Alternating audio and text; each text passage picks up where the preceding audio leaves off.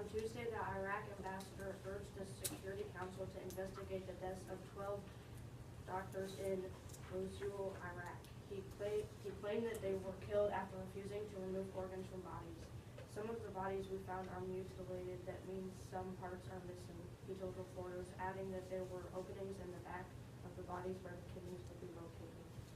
Organ theft during wars, civil wars, and wars involving undisciplined armies is not uncommon, Hughes, chair of Berkeley's doctoral program in medical anthropology, said. UN Special Envoy handling Iraq said the organ theft claim would be investigated.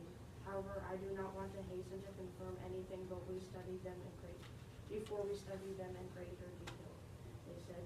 The ISIS organ theft has not been completely proved, but most evidence shows that the organ theft did happen. This story is important because it shows that ISIS is a powerful, dangerous group that should be stopped before many bad things happen. Now to Cecilia with National News. Thanks, Haley. This week for National News, we are discussing the superbug, also known as the nightmare bug. 2 years ago, this deadly bug made news after specialists warned it was spreading fast. And it's here. This family of bacteria kills half of the patients it will come in contact with. Very few antibiotics can work against it, and most can cause kidney damage, making this a deadly virus to get.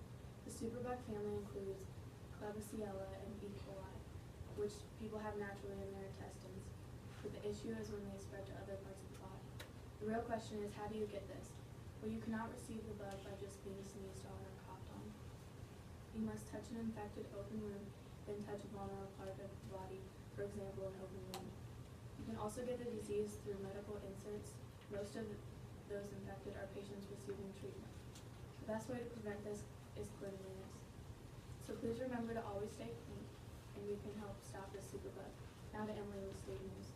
Thanks, Cecilia. I'm Emily, and this week in State News, the Indiana Department of Education released a plan to shorten the iStuff exam by 3 hours and 5 minutes. Originally, the test was doubled from 6 hours to 12 hours, but after being reevaluated, the test makers shortened it once again. The General Assembly, who supports this, are working on creating Senate Bill 62, which would grant the Education Department the authority to change portions of the test. In the new exam, there won't be as many pilot questions, and schools will be instructed to administer half of the sessions in the first part of the Math and English Language Arts assessment.